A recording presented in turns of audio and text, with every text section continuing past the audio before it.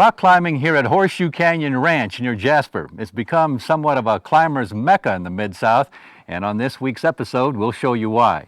And then we'll take you all the way down south to near Magnolia and take you through Falcon Bottoms Natural Area. And we'll close it out at picturesque Bayou Bluff north of Hector in the Ozark National Forest. So for now, how about we conquer the rock? Yeah.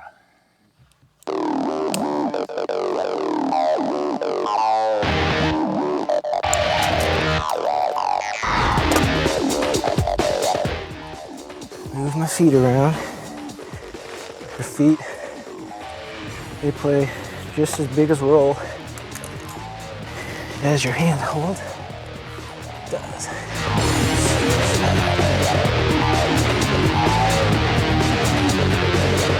So that's just the thrill of lead climbing right there. The thrill of lead climbing right there, just being above your bolt.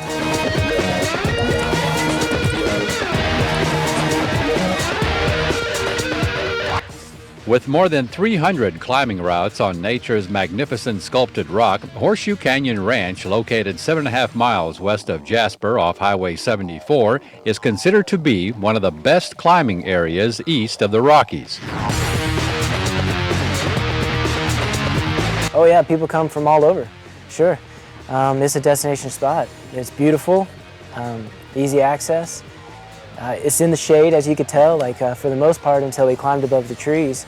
And then there are routes that you can climb in the shade, even though it does get hot. So it's just a great climbing spot.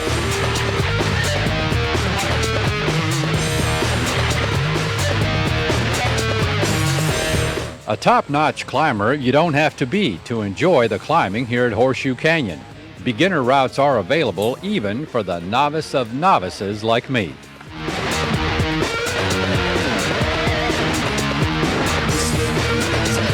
That's about the trick to it. Find your hands and find your feet.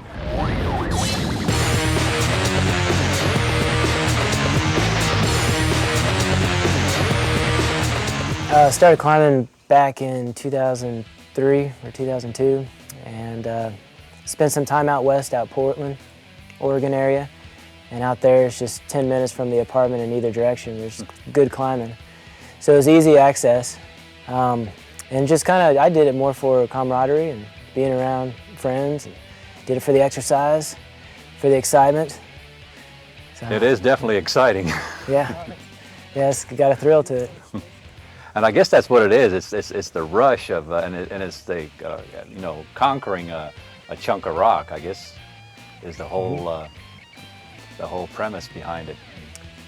Yeah, that's really what it is. It's the challenge between you and the rock. It's just you're battling up against it, and each person has their own limits, and it's just you could see and push yourself to find out your own limit, and that's always good. Now, equipment, of course, is the key. I mean, these shoes. I don't know who designed the shoes, but I mean, it's you couldn't do it without the shoes. Right. I don't think. Yep.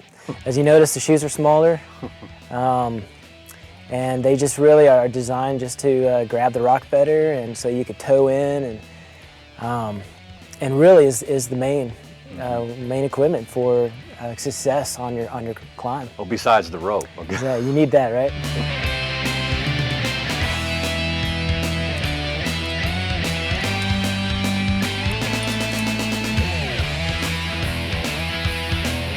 I got involved with this probably 6 or 7 years ago. A lot of my friends were doing it in a climbing gym, and they invited me to come, and I was a little scared, but I really wanted to do something new and exciting.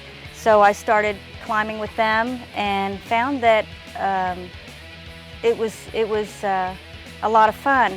I was a little concerned at first because my hands aren't real strong and I didn't have a lot of muscle like a lot of my friends did. And what I found was that really wasn't important.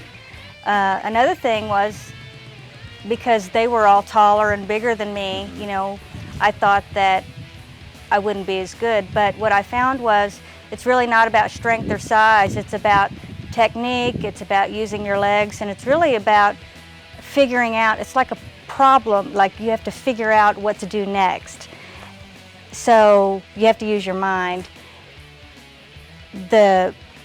One of the greatest things I love about it is that it challenges me to push myself beyond what I think my limits are.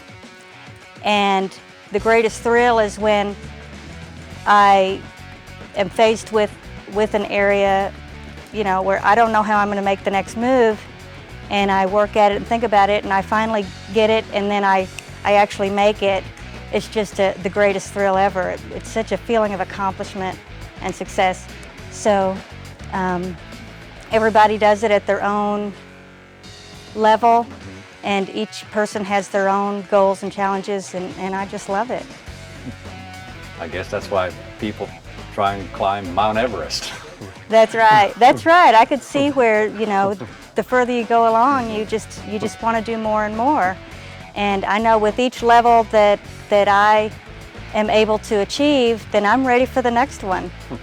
So I'm not ready for Mount Everest yet, though.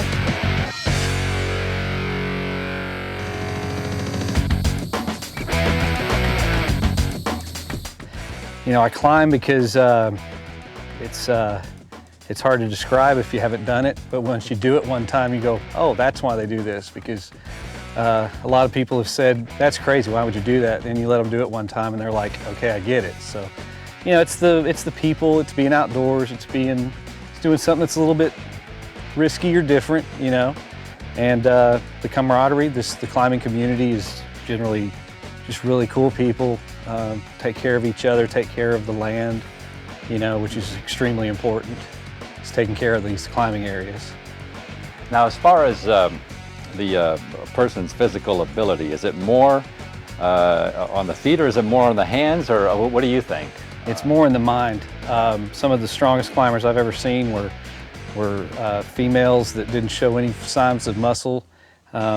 It's really all in the mind. I mean, it doesn't hurt to have some muscles and nice big forearms, but more times than not, what gets you up a climb is going to be your mind. And secondly, it's going to be your legs. If you rely on your arms, you can forget it. You're going to be pumped, you're halfway through it. It's all in the legs and in the mind.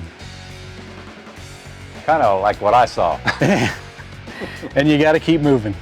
Staying stationary is just a killer. It gets you pumped and just, you got to keep moving. That's the key. Yep, gotta keep moving. I'll be sure and remember that the next time, since I kinda got stuck halfway up the rock. Somebody, anybody, pry me off.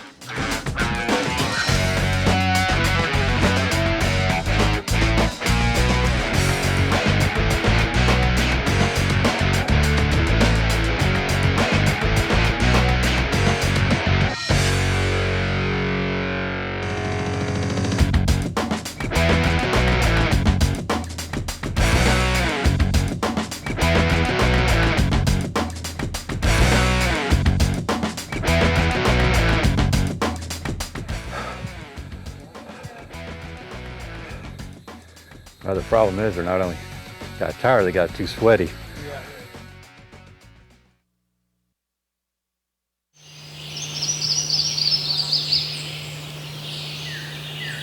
Falcon Bottoms Natural Area near Magnolia with Bayou Dorcheat running through it. This is a relatively undisturbed area complete with rare species and a varied plant community. A wonderful place to explore. And I see some fish over there too. Let's go.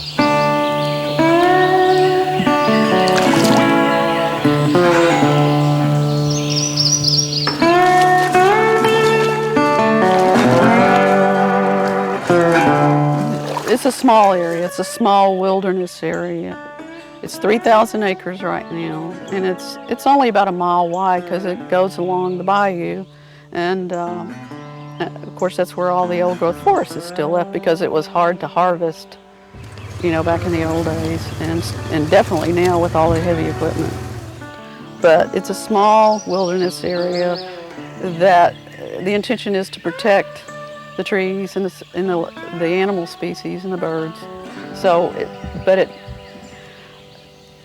some recreation is allowed, but you have to walk in. And so limited recreation, this place will only support limited recreation. It's not for the faint of heart because there's everything here from rattlesnakes to alligators to Huge mosquitoes. huge mosquitoes, Flies. horse flies. But it's great for study.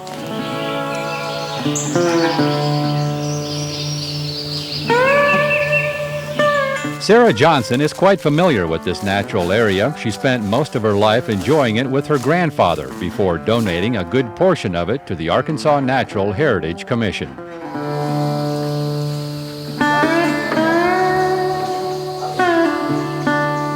I guess that was my dream from as early as I can recall, is to protect this area whatever way I could. So, and I grew up here with my grandfather. He actually bought a lot of the land down here for 25 cents an acre back in the 20s and settled it. And of course, I was raised here. And so he always took me with him logging. He had a mule team. And he took me logging with him. And so I grew to love the place because he knew it like the back of his hand. So I always wanted to save it for him and for everybody else to see because it's such a beautiful place and there's not many left. So, and this is this is where they used to come picnic in the summer. They'd get in a wagon and bring it up here and picnic and swim.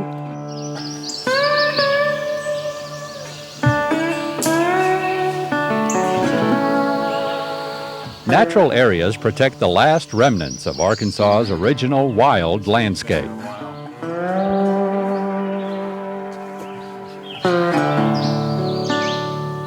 This is the only spot this side of the Mississippi or west of the Mississippi that has the laurel oak. It's an almost evergreen tree, so it keeps its leaves most of the year round. And there's sparkleberry, which is really huckleberry. There's a lot of huckleberries. And there are wild azaleas and dogwoods and orchids and cherry bark oak and cow oak.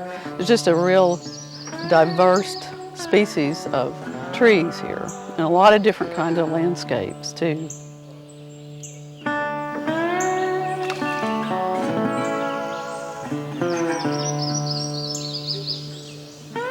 This natural area is also called Dorcheat Bottoms by the locals because of the bayou that runs through it and is considered to be one of the most intact and important streams west of the Ouachita River.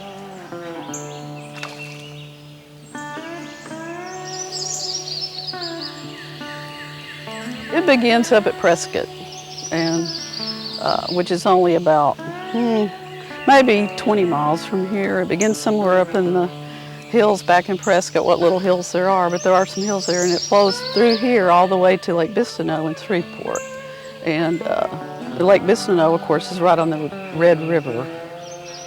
And this place is called Dorcheat because I did some research and found it one of some book somewhere that Dorcheat was really, the original name of it meant, it was French Indian word called dachi, and it means bear gnawing on a log. Because the first time they ever, like the explorers, I can't remember which explorer it was, but the first time that they encountered Dorcheat, there was bear gnawing on a log. So they named it dachi, and it got mispronounced over the years to the word Dorcheat. Well, you know, so I thought that was some pretty interesting history.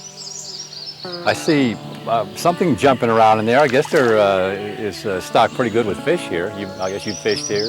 I have in the past, years ago. I mean, surprisingly, it has a good stock of crappie and bass and some other species like catfish and goggle eye, and it also has a really unique fish, a strawberry brim, which is really pretty. It looks like a strawberry, it's so red. So it has a lot of those.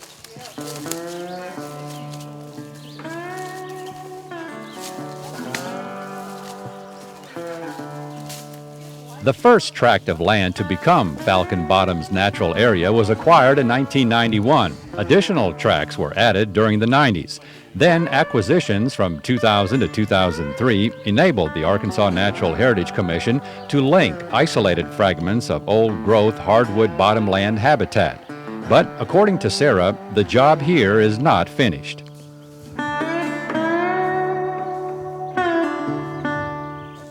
All of the Dorcheat Bayou in Louisiana is protected by a national provision called the National Scenic Rivers.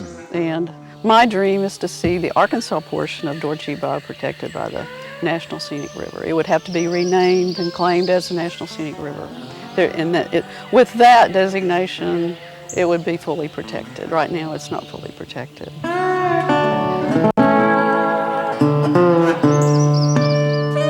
So if you'd like to explore a wilder version of Arkansas, pay a visit to one of the many natural areas in the natural state. A complete list can be found at naturalheritage.com. But taking a dip in the swamp water, like our intern Trevin Bird did, is not advisable, because you never know when a water moccasin might decide to join you.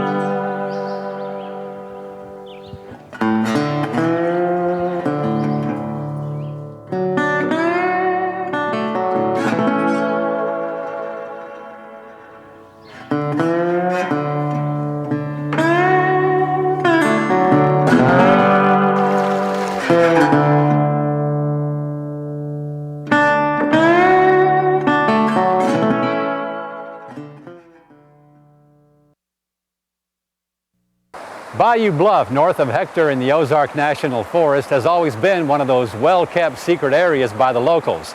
We decided it was high time that we came here and checked it out for ourselves, especially since the fishing's supposed to be pretty good here in the Illinois Bayou River. So, let's go do a little exploring.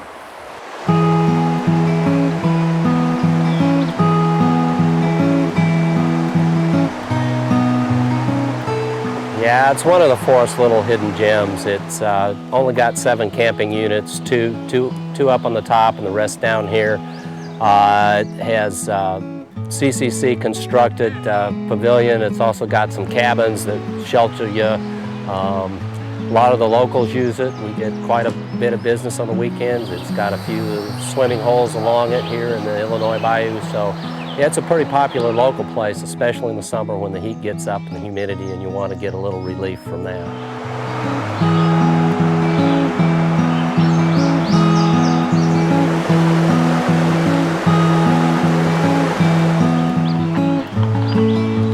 Located 6 miles north of Hector off Highway 27, Bayou Bluff is a wonderful place to camp. There are 7 family camping units, 3 of which have historic Civilian Conservation Corps stone shelters that were built by the workers on projects like this all across the country back during the 1930s.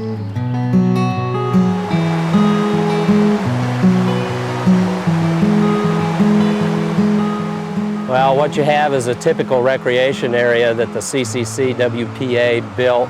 The stonework is very typical of the work that they did. The shelter was very typical of that kind of construction, built in the late 1930s by those folks that were here. All the rock work that you see here, all the stone stairways, all the rock walls, all the buildings are very typical of the rustic type of architectural style that they use. And it's just very typical of what the Civilian Conservation Corps did in this area.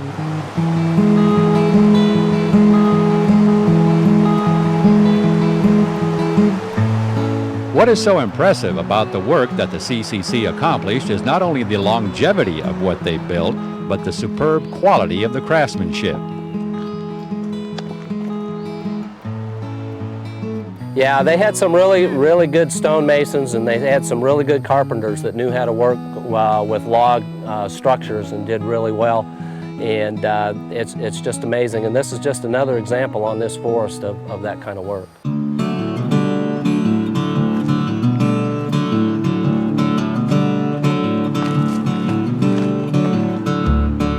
A visit to Bayou Bluff wouldn't be complete without doing a little exploring along the 1.2-mile loop hiking trail that will take you along the area's picturesque bluffs overlooking the Illinois Bayou River and featuring some spectacular and breathtaking scenery.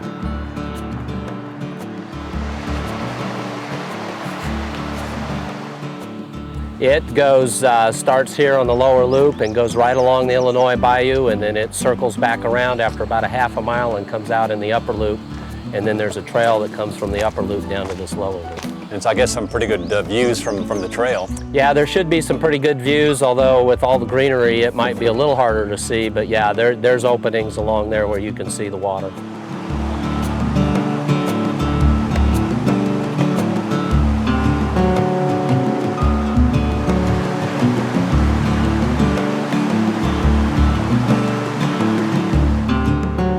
We mentioned earlier about the fishing in the Illinois Bayou River. Although I really didn't get any visible proof on my line, there are large and smallmouth bass in this river, along with spotted bass. Maybe you'll have a little bit better luck than I did and be able to land one of them. There are user fees at this recreation area. Regular campsites are $7 per day during the summer and $4 in the winter. A campsite with one of the stone shelters is a $10 summer fee and $7 in the winter. And that's not bad, considering what this area has to offer as far as scenic beauty, with a pristine, picturesque river running through it.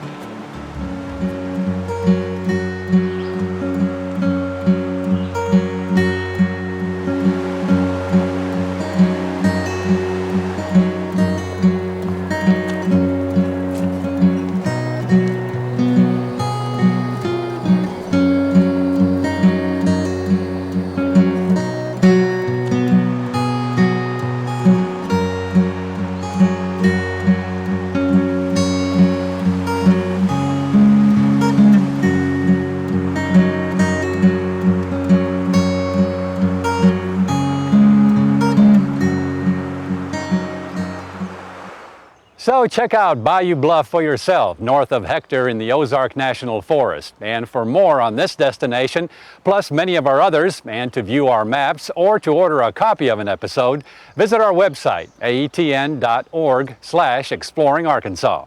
And we'll see you again the next time for another exciting adventure on Exploring Arkansas.